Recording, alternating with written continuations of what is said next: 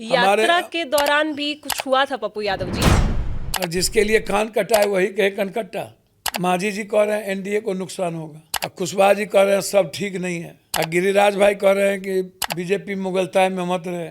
SSC, UPSC, BPSC इस सब पर कोई बातें नहीं होती है। पेपर लीक आउट क्यों होता है? 11 सालों से विशेष राज, विशेष पैकेज, स्मार्ट, ये सारी चीज जो झूठ बोला है, जो बाढ़ 73%, और एक तरफ है विनाश और नफरत, उसका बदला बिहार की जनता लेगी। लड़ाई आर पार है। कोई आ रहा कह रहा मेरा भाई अस्पताल में है, 7 लाख का बिल हो गया, हम क्या बोले? नहीं, छोड़ दो, मरो। 3.5 करोड़ घरे घर तो नौकरी देशों में नहीं है, रोजगार देंगे हम। नीतीश जी एक के बार उठे, रामोचित हनुमानोचित।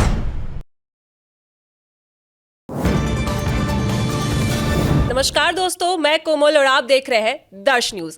आज हमारे साथ जुड़े हैं पप्पू यादव जी। पप्पू यादव जी इस पूर्णिया के सांसद भी हैं और आपको बता दें 36 साल पहले से राजनीति में सक्रिय है। और यही नहीं, सिर्फ 7 बार चुनाव में 6 बार सांसद रह चुके हैं और 1 बार विधायक भी रह चुके हैं, और गरीबों के मसीहा भी कहे जाते हैं पप्पू यादव जी। वेलकम पप्पू यादव जी, आपका स्वागत है हमारे चैनल दर्श में। कैसे हैं आप? नमो बुद्धाय, जय भीम, अस्सलाम वालेकुम, जोहार। मेरा पहला सवाल आपसे यही रहेगा कि महागठबंधन में अभी तक सीट शेयरिंग को लेकर ऐलान क्यों नहीं हो रहा? सब ठीक है। एनडीए में सब आंतरिक कलह चल रहा है ना। हम लोग में प्रेम जो है ना, प्यार, ये बहुत जहाँ प्रेम रहता है, लेकिन फिर भी अभी तक ऐलान क्यों नहीं हुआ? चलते रहता है, इलू इलू, आप जानते ही हैं। अब एनडीए में कोई प्रेम तो है नहीं। नीतीश जी सोए, कुंभकर्ण की निंद्रा में लोग बोल रहा था देख रहा है नीतीश जी को क्या हो गया। नीतीश जी को कुछ हुआ थोड़ी था। नीतीश जी बिल्कुल कम्बल में घी और के बगैर जरासंध राजा की तरह देख रहे थे कि कौन कौन हमारे पीठ में खंजर भोंक रहा है, बीजेपी कितने पानी में है, और विभीषण कौन कौन है, सब धर लिया, एक के बार धर लिया। और जो हनुमान जी के द्वारा इनके पार्टी को ख़त्म किया था, उसको अवार्ड दे दिए लोग। तो नीतीश जी को लगा कि अरे बाप रे बाप, ये तो राम और हनुमान मिल के हमको समाप्त करने में लगा हुआ है। लेकिन फिर भी नीतीश जी अपनी सीटों को लेकर मेरी बात तो सुनिए ना।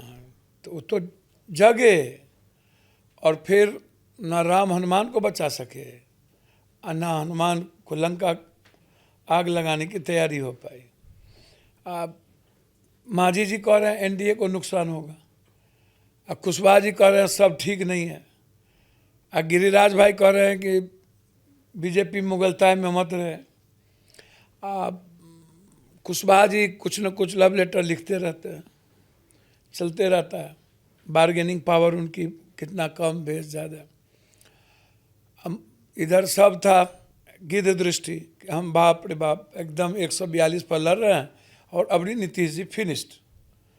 नीतीश जी का परसेप्शन इन लोगों ने ख़त्म करने की कोशिश की।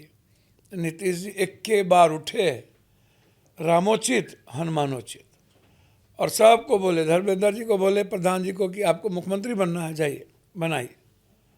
सम्राट और सबका एंट्री बंद कि जाइए, बहुत हो गया। लेकिन वो तो एनडीए की अब बात, तो झगड़ा चल रहा है ना।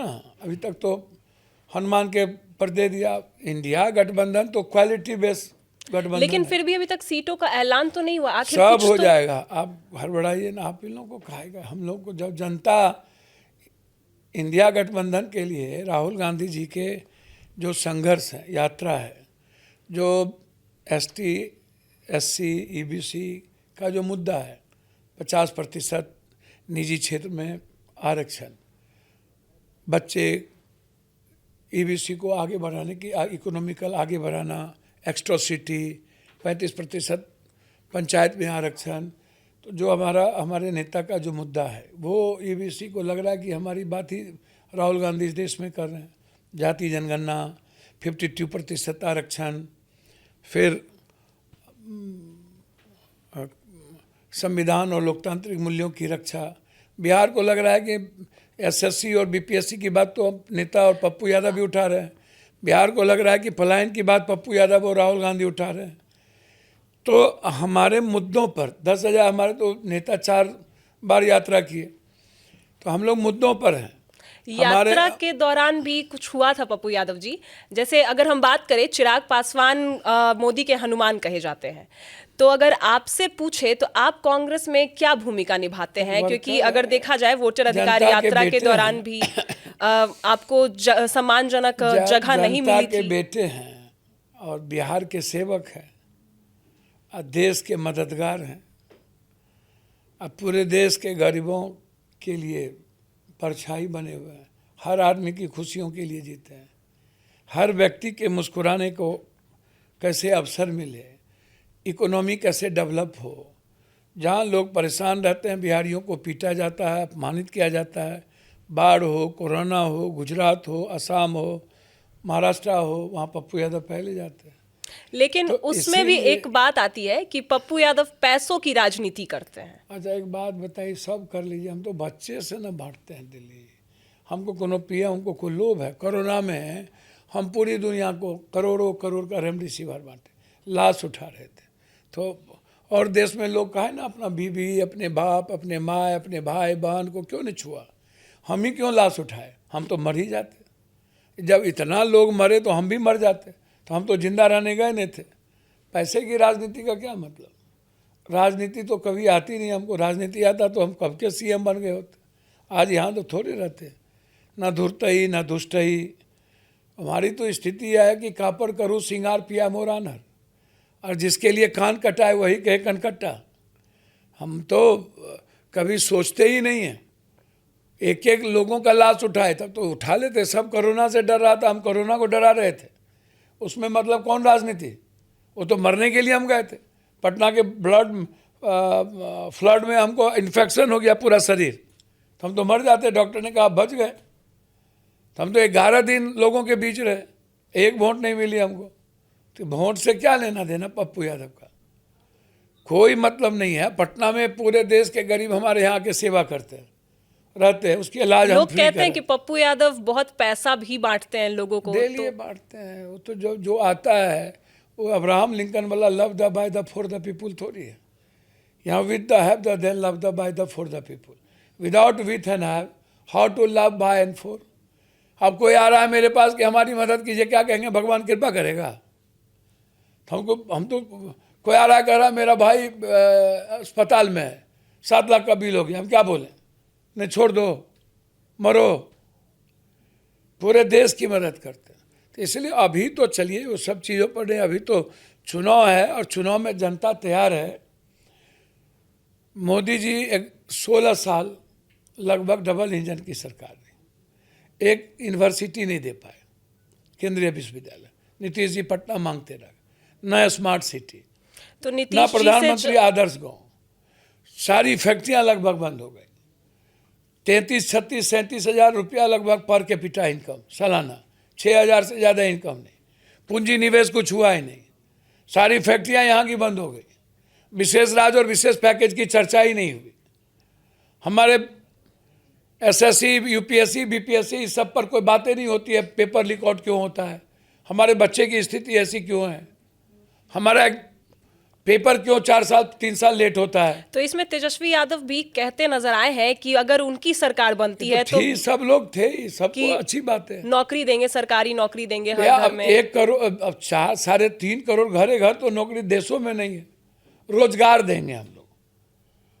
हमारे जो नेता राहुल गांधी का एजेंडा है तेलंगाना में, अन्य जगह, जो हम 5 मुद्दों को लेके गए हैं कि हम क्या क्या करेंगे, हम अत्यंत पिछड़ों के लिए क्या करेंगे, हम बच्चों के भविष्य के लिए क्या करेंगे, हम बिहार की फैक्ट्री के लिए क्या करेंगे, हम पूंजी निवेश कहाँ से लाएंगे, हम यहाँ PAN card, Aadhaar card, ration card, driving licence में 1 रुपया नहीं लगने देंगे। वो तो पप्पू यादव कर रहा है। तो मिनिमम रिक्वायरमेंट और फंडामेंटल राइट के लिए हम लोग चलते हैं और अभी मुद्दों पर होगी। जनता तैयार है। फार्मर्स की स्थिति अच्छी नहीं है। यूथ दर दर की ठोकरें खा रहे हैं। एसआईआर 49 लाख करके इन लोगों ने बिहार की जनता के साथ धोखा किया है। एसटी, एससी, ईबीसी के नाम काटे हैं। उसका बदला बिहार की जनता लेगी। लड़ाई आर पार है। अच्छा, मेरा एक और सवाल है कि महागठबंधन में सीएम चेहरे को लेकर आप काफी बार बयान देते नजर आए, लेकिन तेजस्वी यादव से आपका क्या रिश्ता है? यानी मेरा भाई का रिश्ता है, भाई है मेरा छोटा। तो तेजस्वी बहुत है, यादव तो पैदा सीएम ही हुआ। होंगे तो हमको कौन सीएम होंगे कौन, ये मुद्दा ही नहीं है हमारे नेता का। हमारे नेता का मुद्दा है लोकतांत्रिक रक्षा। लेकिन बिहार के राहुल गांधी अधिकारों कुछ बोलते ही नजर नहीं आते हैं। मैं तो हमारे नेता तो कह रहे हैं कि हम संविधान और बिहार बचाने की बात कर रहे हैं, हम बिहार के राइट्स की बचाने की बात कर रहे हैं, हम यूपीएससी बीपीएससी एसएससी के बच्चों की बात कर रहे हैं, हम वेतनमान की बात कर रहे हैं। हम 300 400 10,000 हमरे पैसा लेकर के बैंक से दे के कहता है वोट दो। हम कर रहे हैं नहीं, हर महीना 10,000 लो, 40,000 लो। हम कह रहे हैं कि पेंशन हम देंगे। हम कुछ कह रहे हैं। तो यहाँ तो अभी मुद्दा सीएम या पीएम है ही नहीं। अभी मुद्दा एक तरफ विकास, प्रेम और बिहार को बचाना। जिन लोगों ने 11 सालों से विशेष राज, विशेष पैकेज, स्मार्ट, ये सारी चीज़ें जो झूठ बोला है, जो बाढ़ 73%, और एक तरफ है विनाश और नफरत। एक तरफ मोदी जी हैं, एक तरफ राहुल गांधी है। लड़ाई यही है और इसी पर हम लोग लड़ेंगे, इसी पर जीतेंगे। अच्छा सर, एक और सवाल है कि मुकेश सहनी को लेकर है, बस एक और सवाल है, लास्ट है, कि मुकेश सहनी को लेकर है कि वो डिप्टी सीएम मांगते नजर आए हैं और कहीं ना कहीं ऐसा बताया जा रहा है कि मुकेश सहनी की वजह से महागठबंधन में दरार पड़ सकता है। अब देखिए, मुकेश भाई नेता हैं और सबको राइट है डिप्टी तो क्या वो पाला बदल लेंगे, मेरा ये सवाल क्या है। करेंगे तो वो लोग ना जानेंगे। तो महागठबंधन में सीट नेता शेयरिंग वो का हैं, ऐलान हो क्यों नहीं रहा? इतने अब तो नेता कुछ दिन वो और रह हैं, गया उसमें नामांकन हम के कहाँ लिए। से? नेता वो हैं तो हम कहाँ से हैं उसमें? तो महागठबंधन में सीट शेयरिंग का ऐलान क्यों नहीं हो रहा? क्योंकि अब 17 तारीख को लास्ट नामांकन है, तो फिर भैया जानना उनको है, करना उनको है, मैं उस पर कुछ नहीं कह सकता। ये आप समझ लीजिए। नेता वो हैं, सबको राइट है अपनी बात रखने का, यही तो मैं कर रहा हूँ। ठीक है, हमारे साथ जुड़े थे पप्पू यादव जी, पूर्णिया से सांसद भी हैं। और आपको बता दें, आपको पप्पू यादव जी ढेर सारी शुभकामनाएं बिहार विधानसभा चुनाव के लिए। और यही नहीं, देखिए बिहार में विधानसभा चुनाव नजदीक आते जा रहे हैं और क्या कुछ होगा सब आपको बताएंगे।